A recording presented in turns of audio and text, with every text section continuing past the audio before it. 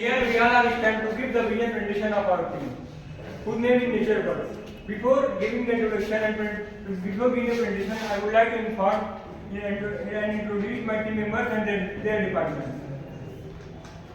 Myself, the leader, and leading the Department of Legal and Compliance, Product Department and Quality Control Department are Amit Yadav. IT Department is leaded by Mr. Rajit Pandey, and HR Department is leaded by Mr. Ananya Pandey. Marketing Department is leaded by Mr. Sachin Tripathi, and Finance Department is leaded by Abhishek Sahu, who is the secretary of our team. So, your name? Amrish Dubey. तो अपना business plan execute करने के पहले आप लोग को एक मैं छोटा सा इंफॉर्मेशन देना चाहूँगा। इस इंफॉर्मेशन में अगर आप लोग ने समझ लिया तो 50 to 60% बिजनेस आप लोग इसी इंफॉर्मेशन में आप लोग समझ सकते हैं। जैसे अभी आप लोग ने देखा होगा फेस्टिवल का टाइम रहा है, शादियों का सीजन रहा है, तो आप लोगों ने बहुत से ऐसे प्रोडक्ट यूज किए होंगे जो बायोप्लास्टिक से रिलेटेड होते हैं, लाइक प्लेट हो गए, कप हो गए एंड बोतल्स हैं, चम्मच है। ये सब चीज़ें ऐसी चीज़ें बायोप्लास्टिक की जो आप लोग रेगुलर यूज करते रहते हैं। किसी घर में एक छोटा सा बच्चा ही पैदा होता है, वहाँ से लेके एक वृद्ध मरता है, वहाँ तक भी बायोप्लास्टिक का यूज हर जगह हर टाइम होता रहता है। तो मिस्टर अमरीश आगे अपने बिजनेस प्लान को इंट्रोड्यूस करेंगे।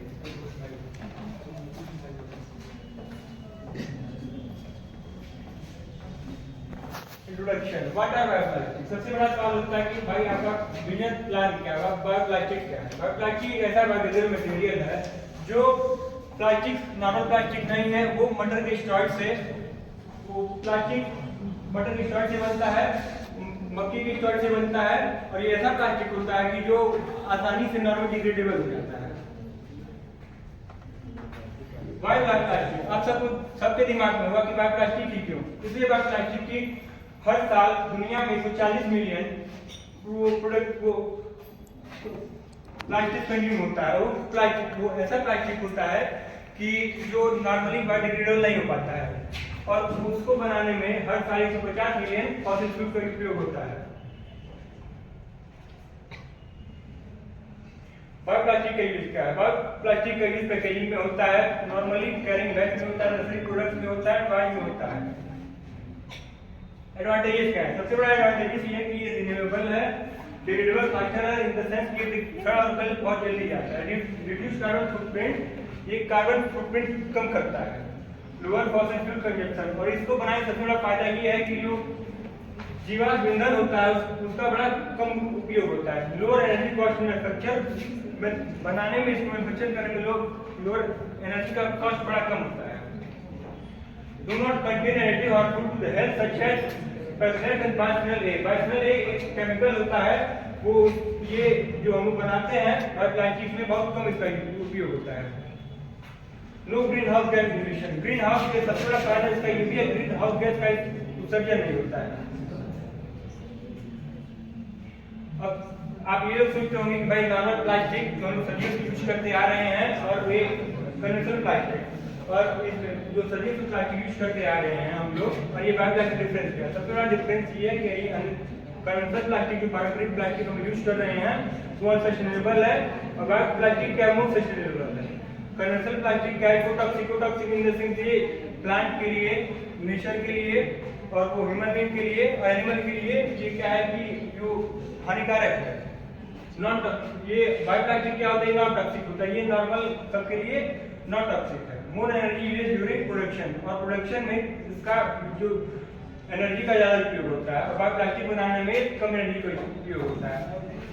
बायोप्लास्टिक इको फ्रेंडली होता है, और ये बायोफैक्टर के हार्मफुल नहीं होता। सबसे बड़ा फायदा ये है बायोप्लास्टिक का कि ये जमीन की उपजाऊ को इंक्रीज करता है या घटाता नहीं है, और कन्वेंशनल प्लास्टिक जो हम सब्जी से यूज करते हैं वो जमीन की उपजाऊ भूमि को कम कर देता है।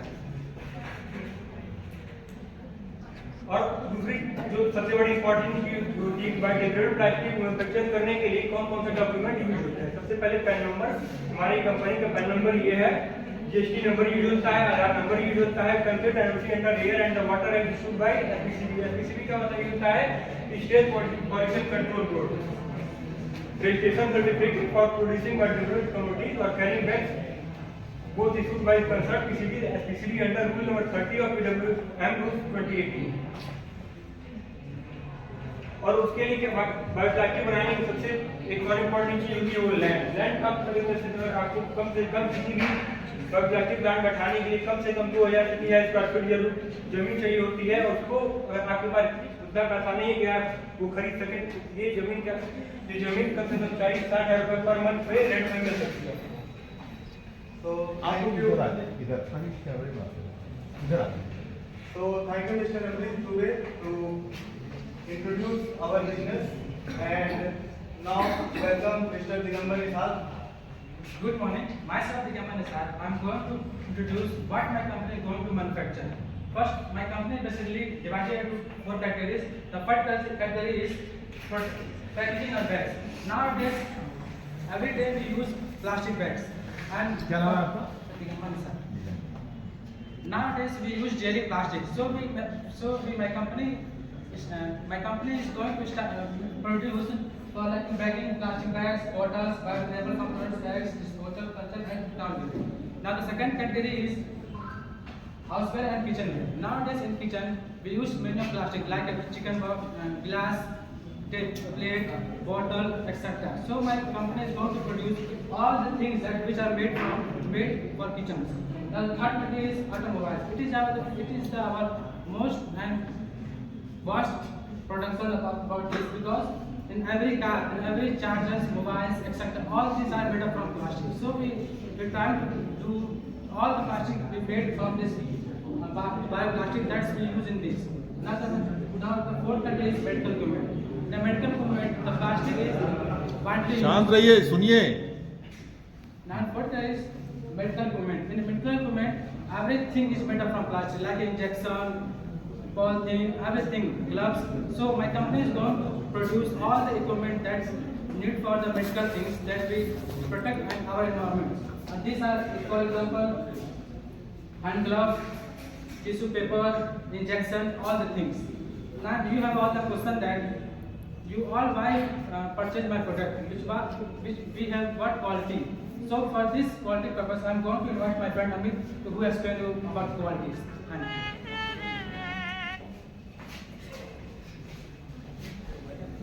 Hello everybody, I am Kyal. इधर इधर।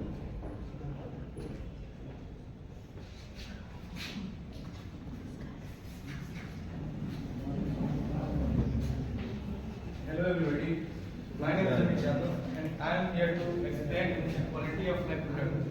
But इसके पहले हम इसके बेनिफिट्स के बारे में बात करेंगे। सर इसके एडवांटेजेस हैं। सबसे पहला एडवांटेज इसका मेजर है ये कि ये बायोडिग्रेडेबल है, और दूसरा एडवांटेज सर इसका ये है कि ये लोअर कार्बन फुटप्रिंट है। लोअर कार्बन फुटप्रिंट का मतलब ये हुआ सर कि हमारा जो ग्रीन हाउस गैस होता है, जैसे कि कार्बन डाइऑक्साइड और मीथेन गैस, इसको ये रिड्यूस करता है। इसके बाद सर इसका प्रोसेस प्रोडक्शन के बारे में बात करें तो सर इसमें पहला जो आता है फर्मेंटेशन आता है, उसके बाद से सर आता है इसमें पॉलिमराइजेशन। फर्मेंटेशन में सर ये इसमें कैटलिस्ट का काम करता है, जो कि 2 मॉलिक्यूल्स को जोड़ के बबल्स बनाता है, वहाँ से फिर सर ये बायोप्लास्टिक का प्रोडक्शन होता है। उसके बाद सर पॉलिमराइजेशन में ये ग्लूकोज का एग्रीगेशन है सर। यहाँ पे ग्लूकोज जब एग्रीगेट होते तो ये भी एक प्लास्टिक का ही पार्ट है, जिससे हम बायोप्लास्टिक का प्रोडक्शन करते हैं। सर इसके बाद हम इसके क्वालिटी कंट्रोल मेजर्स की बात करेंगे, जिसको हमने 3 चीज़ों में डिवाइड किया है। सबसे पहला है सर स्ट्रेंथ टेस्टिंग, जिसमें हम सर स्ट्रेस और स्ट्रेन पता करते हैं, जिसमें सर इसका मतलब एक लेवल होता है सर कि ये प्लास्टिक कब ब्रेक हो सकता है, इसका हम पता करते हैं इस टेस्ट में। उसके बाद सर ड्यूरेबिलिटी है सर, हम इसमें पता करते हैं कि ह्यूमिडिटी और टेम्परेचर क्या इस पर इफेक्ट कर सकते हैं। इसके बाद हम बायोडिग्रेडेबिलिटी, जैसे कि सर ये नेचुरली डिकम्पोज कैसे हो सकता है, कि उसमें कोई हार्मफुल गैसेज नहीं प्रोड्यूस कर रहा है, हम इस टेस्ट में पता करते हैं सर। उसके बाद आता है सर्टिफिकेशन, जो कि सर GSPM सर्टिफिकेशन ग्लोबली हमें मिलता है। तो इसमें भी सर टेस्ट होते हैं, जिसमें हम बायोडिग्रेडेबिलिटी टेस्ट, जैसे कि हमें पता है नेचुरली डिकम्पोज हो सकता है कि नहीं पहले से ही, उसके बाद सर हम इसमें मैकेनिकल प्रॉपर्टीज और केमिकल कंपोजिशन देखते हैं। मैकेनिकल प्रॉपर्टी में सर इसमें फ्लेक्सिबिलिटी और इसका स्ट्रेस देख सकते हैं सर। उसके बाद केमिकल कंपोजिशन में इसके प्रोडक्शन के टाइम पे और कंपोजिशन के टाइम पे कौन सी गैसेस प्रोड्यूस हो रही हैं जो कि इन्वायरमेंट को हार्मफुल ना हो और किसी भी ह्यूमन को हार्म ना करें। इसके बाद सर आता है इन्वायरमेंटल इम्पैक्ट, यानी कि इन्वायरमेंट में सर इसका इम्पैक्ट क्या पड़ रहा है। सबसे पहले तो सर ये फॉसिल फ्यूल पे रिलाई होने से हम लोगों को बचाता है। उसके बाद से सर इसमें कार्बन इमिशन कम करता है और वेस्ट पोल्यूशन भी कम करता है और इसमें हमारा वाटर का सबसे कम यूज होता है और एग्रीकल्चर लैंड का भी कम यूज होता है। Thank you.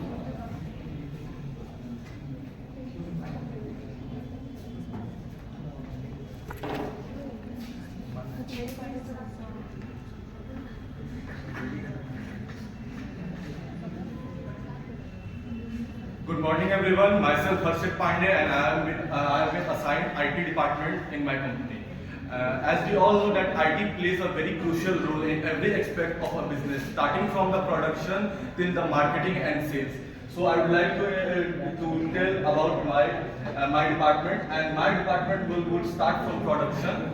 IT plays a very crucial role in production. I will provide best technologies to my company and that would help in efficient production of the resources in my company.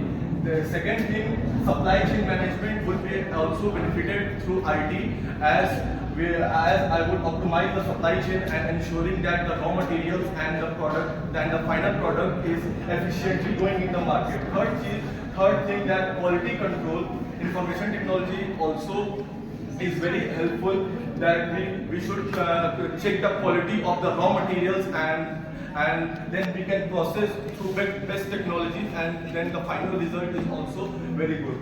Another crucial role of information technology is data analysis. We can calculate the current market trends and we can also see what are the consumer preferences and according to that we can act upon our product. Fourth thing is that consumer engagement. It is the world of social media and various platforms. We can promote our product and we can interact with the consumers that our product is eco-friendly and we can also make them aware about that.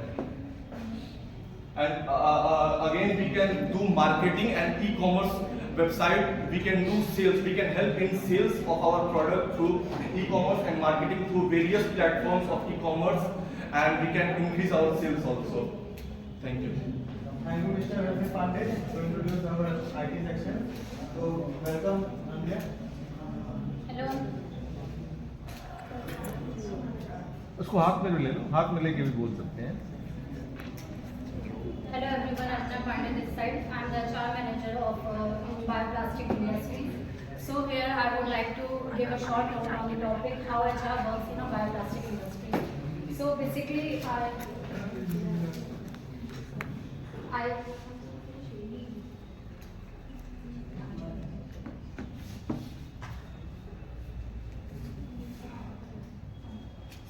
I start with a slide that where HR play a crucial role of talent acquisitions, where HR sources talent from the biotechnology, polymer science background. Now go to the next topic.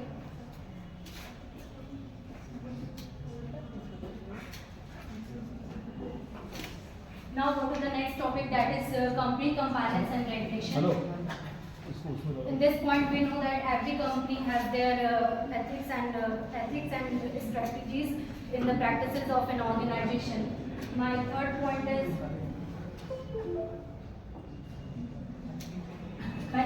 is all about employee development. It is a very short and simple term that we know that every company wants outcomes from their resources and provide better training and development for the better outcomes.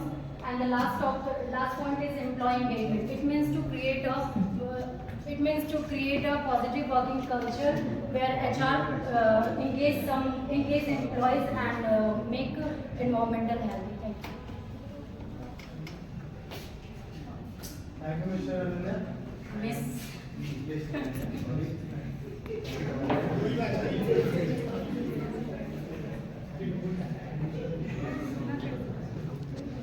Hello friends, I am Sachin Tiwari and I am a marketing and sales department in company.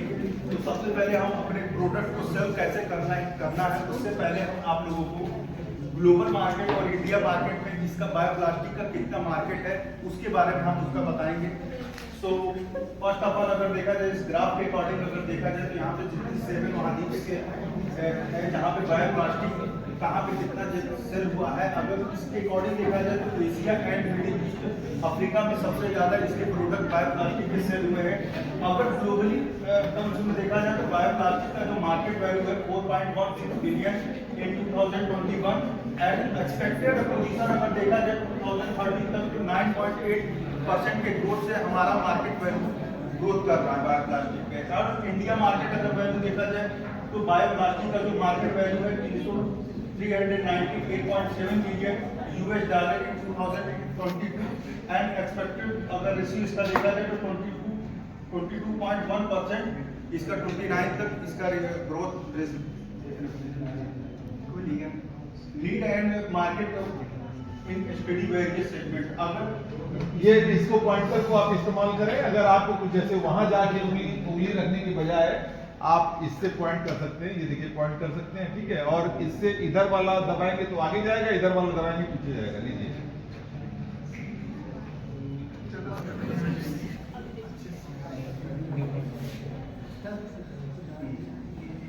India का market demand कितना है bioplastic का इस sectors में, तो rigid and packaging में है, flexible packaging है, textile, agriculture, horticulture, consumer goods, automobile sector, electronics, building and customer. अगर ये सभी में देखा जाए तो इंडिया का इस समय प्रेजेंट टाइम सबसे ज्यादा मैन्युफैक्चरिंग भी हो रहा है और पब्लिक में इसका सबसे ज्यादा डिमांड भी है। और पैकेजिंग सेगमेंट में अगर देखा जाए तो 60% का ओवरऑल मार्केट इंडिया में डोमिनेट कर रहा है।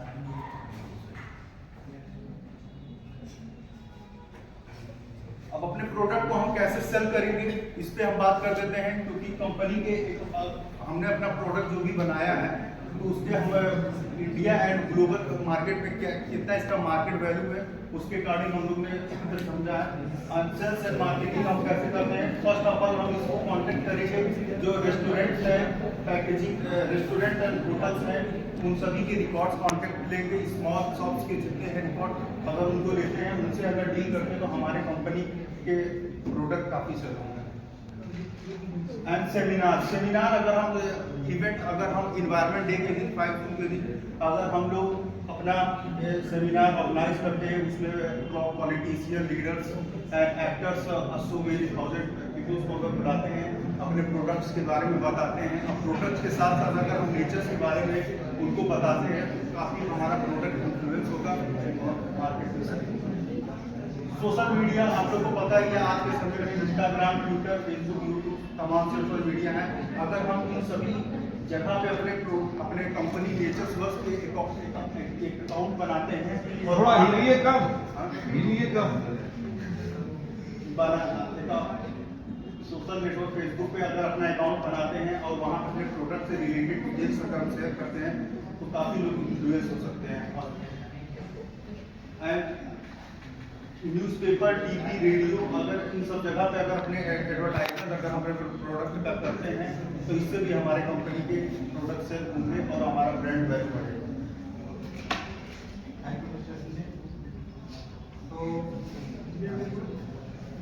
So I introduce our finance department. Finance department is a very एक तरह से आप कह सकते हैं कि फाइनेंस करना हर डिपार्टमेंट को एक अलग वे में, जैसे आप कह सकते हैं कि यूटिलाइजेशन हो गए, मैन्युफैक्चरिंग हो गए, फैसिलिटीज हो गए, स्टार्टअप हो गया एंड अदर चीज़ें पे भी हम अपना फाइनेंस कर सकते हैं। हमारे फाइनेंस डिपार्टमेंट के बजट जो है, फाइनेंस एंड अकाउंटिंग डिपार्टमेंट में 5 करोड़, इंफॉर्मेशन टेक्नोलॉजी डिपार्टमेंट में 5 crore, marketing and sales department में 10 crore and human resources department में 5 crore, production operation 10 crore, quality control 5 crore and complaints and legal affairs में आपको 10 crore and total budget 50 crore से हमारे यहाँ पे एंड ये एक फिगर है जो हमें ये बताता है कि 2020 में कितने टन हमने बायोप्लास्टिक प्रोड्यूस किए हैं। 2020 में हमने 287 टन, 2021 में 2470, 2022 में 4,719 एंड 2013 में हमने 5,270 एंड हमारे आगे के ये ग्रोथ के चार्ट्स है जो हमने एक तरह से मेजर किया है कि 2026 तक हम 7,593 टन बायोप्लास्टिक प्रोड्यूस करेंगे। And we already established our factory in Surajpur and